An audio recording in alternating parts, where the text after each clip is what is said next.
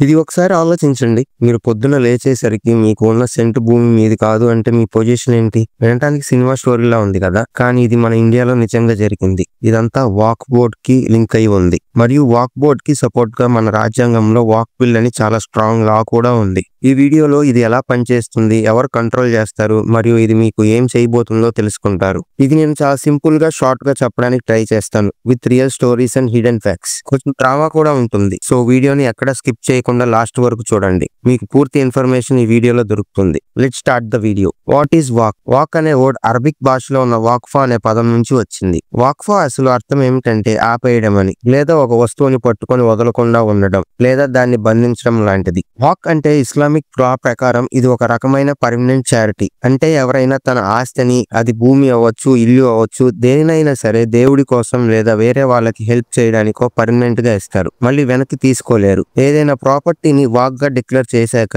అది ఇంకా వారసులకి కూడా వెళ్ళదు. దానిని అమ్మటం కూడా కుదరదు. మరియు వేరే వాళ్ళకి దానంగా ఇవ్వటం కూడా సాధ్యం కాదు. మన ఇండియాలో ఉన్న వాక్ బోర్డ్స్ అన్ని కలిపి సుమారు 8.72 లక్షల ప్రాపర్టీస్ ని హోల్డ్ చేసి ఉన్నాయి. ఈ ప్రాపర్టీస్ లో భూములు, బిల్డింగ్స్ ఇంకా చాలా స్థిరాస్తులు ఉన్నాయి. 2023లో గవర్నమెంట్ ఇచ్చిన లెక్కల ప్రకారం ఈ నెంబర్ ఉంది. కొంతమంది గవర్నమెంట్ అఫీషియల్ ఈ సంఖ్య ఇంకా ఎక్కువ ఉండవచ్చని కూడా అంటున్నారు. ఎందుకంటే చాలా వాక్ ప్రాపర్టీస్ రికార్డ్స్ లో సరిగ్గా మెన్షన్ చేయలేదని వాళ్ళు చెప్తున్నారు. హోమ్ మినిస్టర్ అమిత్ షా గారు వాక్ అమెండ్మెంట్ బిల్ 2024 గురించి లోక్సభలో మాట్లాడుతున్నప్పుడు వాక్ బోర్డ్స్ దగ్గర మొత్తం 39 లక్షల ఎకరాల భూమి ఉందని చెప్పారు. ఈ ఫిగర్ అన్ని వాక్ ప్రాపర్టీస్ యొక్క టోటల్ ఏరియాని చూపిస్తుంది. ఈ లెక్కలన్నీ చూస్తుంటే ఒక విషయం మనం మర్చిపోకూడదు. చాలా మంది వేరే వాళ్ళు ఇల్లీగల్ గా వాక్ ప్రాపర్టీస్ ని దోచుకుంటున్నారు. ఇలాంటివి చాలా కేసెస్ లో కంప్లైంట్స్ కూడా రిజిస్టర్ అయ్యాయి. ఇంకా షాక్ కి గురి చేసే విషయం ఏమిటంటే కొన్ని వాక్ బోర్డ్స్ భూములను ఇల్లీగల్ గా అమ్మేసి తర్వాత మళ్ళీ కొంటున్నారని కూడా తెలిసింది. ఇదంతా చాలా సీరియస్ ఇష్యూ అని మనం గుర్తించాలి.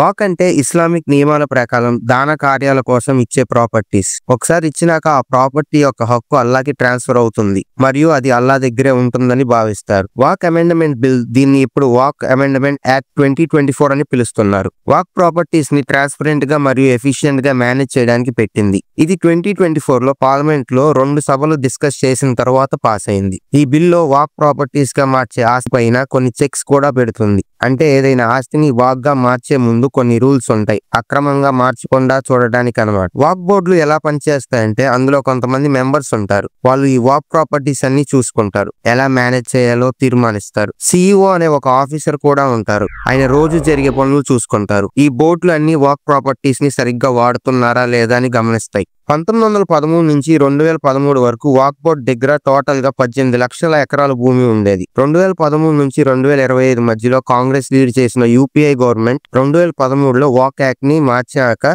ఇంకా 21 లక్షల ఎకరాలు యాడ్ అయ్యాయి అని అమిత్ షా వెడ్నెస్డే రోజు చెప్పారు. 2013లో యూపీఐ 2 గవర్నమెంట్ 1995లో ఉన్న వాక్ యాక్ట్ ని మార్చింది. ఇలా చేయడం వల్ల ఆస్తులు వాక్ భూములుగా మార్చడం ఈజీ అయింది అని కొంతమంది అంటున్నారు. ఈ చేంజ్ లో వాక్ ట్రిబ్యునల్స్ పవర్ ని పెంచడం మరియు వాక్ ప్రాపర్టీస్ ని రిజిస్టర్ చేయడం ఈజీ చేయడం లాంటివి ఉన్నాయి. దానివల్ల ఎక్కువ ప్రాపర్టీస్ వాక్ గా రిజిస్టర్ అయ్యాయి. టోటల్ గా ఉన్న 39 లక్షల ఎకరాల్లో 21 లక్షల ఎకరాలు 2013 తర్వాత యాడ్ అయ్యాయి. ఇప్పుడు వాళ్ళు ఇష్యూస్ జరగట్లేదని అంటున్నారు. 1995లో ఉన్న వాక్ యాక్ట్ ని వాక్ ప్రాపర్టీస్ ని బెటర్ గా మేనేజ్ చేయడానికి మార్చిన దాని గురించి చెప్తున్నారు. కానీ ఈ లాలో కొన్ని లూప్ హోల్స్ వల్ల మిస్యూజ్ జరిగిందని కొందరు క్రిటిసైజ్ చేస్తున్నారు. వాక్ ప్రాపర్టీస్ గురించి ఏమైనా గొడవలు వస్తే వాటిని సాల్వ్ చేయడానికి స్పెషల్ కోర్ట్స్ ఉంటాయి. అంటే వాక్ ట్రిబ్యునల్స్ అంటారు. అక్కడ కేసెస్ త్వరగా తీరుస్తారు. కొత్తలా ఈ ట్రిబ్యునల్స్ పనిచేసే విధానాన్ని ఇంకా ఇంప్రూవ్ చేస్తుంది. వాక్ బోర్డ్స్ అన్ని కలిపి హోల్డ్ చేసిన 39 లక్షల ఎకరాల భూమి వల్ల వాళ్ళు ఇండియాలో అత్యధిక భూమి ఉన్న వాళ్ళలో మొదటి స్థానంలో ఉన్నారు. 2022లో ఆర్మ్డ్ ఫోర్సెస్ దగ్గర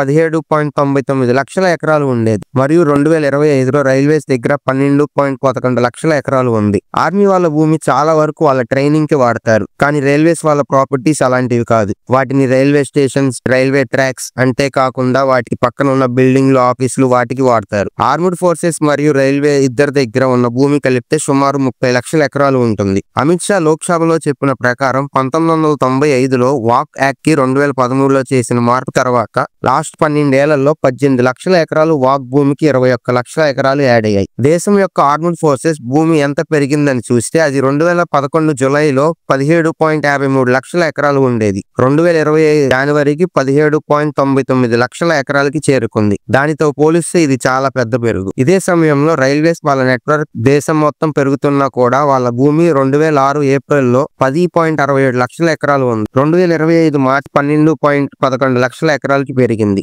మెయిన్ గా ఈ బిల్ వాక్ బోర్డులు ఏం చేస్తున్నారో అందరికీ తెలిసేలా చాలా క్లియర్ గా ఉండాలని చూస్తుంది. లెక్కలన్నీ సరిగ్గా ఉండాలి, తప్పుగా వాడకూడదని పెద్దగా ఫోకస్ చేస్తుంది. వాక్ ప్రాపర్టీస్ ని సరిగ్గా మేనేజ్ చేయడానికి మరియు డబ్బు మిస్యూజ్ అవ్వకుండా ఉండడానికి ఆడిటింగ్ సిస్టమ్ ని ఇంకా స్ట్రాంగ్ చేస్తున్నారు. వాక్ బోర్డులు తన యాక్టివిటీస్ మరియు ఫైనాన్స్ డీటెయిల్స్ ని పబ్లిక్ గా తెలియజేయాలి. ఈ లా వల్ల అసలు ఎందుకు అంత టెన్షన్ ఉందని మీరు అడగవచ్చు. చాలా మంది ముస్లిం సోదరులకి ఒక భయం ఉంది. ఈ కొత్త లా వల్ల వాళ్ళ హక్కులు తగ్గిపోతుందేమో అని, తరతరాలుగా వాళ్ళ ఆధీనంలో ఉన్న ప్రాపర్టీస్ కూడా గవర్నమెంట్ తీసుకుందేమో అని భయపడుతున్నారు. ఎందుకంటే కొన్ని చోట్ల చాలా పాత ప్రాపర్టీస్ కి సరైన కాగితాలు లేవు. అప్పుడు ఎవరైనా ఇది వాక్ ప్రాపర్టీ అని క్రైమ్ చేస్తే నిరూపించుకోవడం చాలా కష్టం అవుతుంది. ఇలాంటి సిచ్యువేషన్స్ లో చాలా మంది ఇబ్బంది పడాల్సి వస్తుంది. ఒక విధంగా ఇది బలవంతులు బలహీనులు భూములు లాక్కునేలాగా ఉండవచ్చు అని కొంతమంది భయపడుతున్నారు. అంతేకాకుండా ఆ ఆర్టికల్లో ఇంకో విషయం కూడా మెన్షన్ చేశారు. ఇప్పటికే చాలా వాక్ ప్రాపర్టీస్ సరైన లెక్కలు లేకుండా ఎక్కడ పడితే అక్కడ ఉన్నాయని, వాటిని సరిగ్గా చూసుకోకపోవడం వల్ల వాటి విలువ తగ్గిపోతుందని,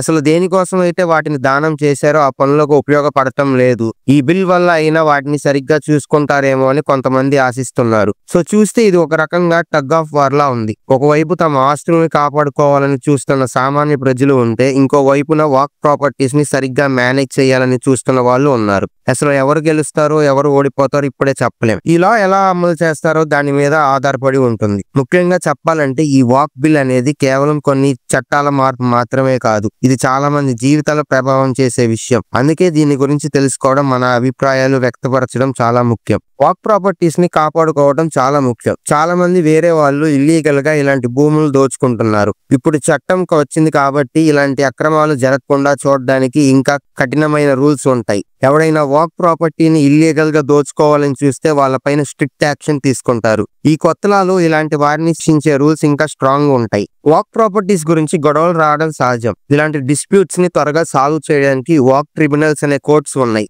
ఇప్పుడు ఈ ట్రిబ్యునల్స్ ని ఇంకా స్ట్రాంగ్ చేస్తారు. దాంతో కేసెస్ అన్ని త్వరగా తీరిపోయి న్యాయం జరుగుతుంది. ఈ ట్రిబ్యునల్స్ పనిచేసే స్పీడ్ కూడా పెంచుతారు. వాక్ ప్రాపర్టీస్ ని ఎందుకోసం అయితే డొనేట్ చేశారో అదే పర్పస్ కోసం వాడుకోవాలి. ధార్మిక కార్యాలకో లేదా దాన కార్యాలకో ఇచ్చిన భూములను వేరే పనులకు వాడకూడదు అనే నియమం ఇప్పుడు ఇంకా స్ట్రిక్ట్ గా ఫాలో అవుతుంది. ఈ నియమం తప్పితే బోర్డ్ మెంబర్స్ పైన కూడా యాక్షన్ తీసుకుంటారు. ఈ కొత్త చట్టంలో ట్రాన్స్పరెన్సీ అనే విషయానికి చాలా ఇంపార్టెన్స్ ఇచ్చారు. వాక్ బోర్డ్స్ ఏం చేస్తున్నారో, వాళ్ళ దగ్గర ఎంత డబ్బు ఉంది అనే విషయాలు అందరికీ తెలిసేలా ఉండాలి. రెగ్యులర్ గా అకౌంట్స్ ని చెక్ చేస్తారు. దానితో డబ్బు దుర్వినియోగం అవ్వకుండా చూడవచ్చు. వాక్ బోర్డులు తన ఇన్కమ్ ఎక్స్పెన్సెస్ అన్ని డీటెయిల్ గా పబ్లిక్ డొమైన్ లో పెట్టాలి. చివరిగా ఏదైనా ప్రాపర్టీని వాక్ గా మార్చడానికి ఇప్పుడు కొన్ని రూల్స్ పెట్టారు. కొందరు తప్పుడు ఆలోచనతో తమ ప్రాపర్టీస్ ని వాక్ గా మార్చడానికి ట్రై చేస్తారు. అలాంటి పనులు జరగకుండా చూడడానికి ఈ కొత్త చట్టం హెల్ప్ చేస్తుంది. వాక్ గా రిజిస్టర్ చేసే ముందు ప్రాపర్ ఇన్వెస్టిగేషన్ జరగాలి. ఓవరాల్ గా చూస్తే walk amendment act 2024 walk properties ని బాగా చూసుకోవడానికి, అందులో డబ్బు తప్పుగా వాడకుండా ఉండడానికి మరియు ఆ ప్రాపర్టీస్ ద్వారా అందరికీ హెల్ప్ జరగాలి అనే ఉద్దేశంతో తీసుకువచ్చిన చట్టం. ఇది వాక్ వ్యవస్థలో ఒక పెద్ద మార్పు అని చెప్పుకోవచ్చు.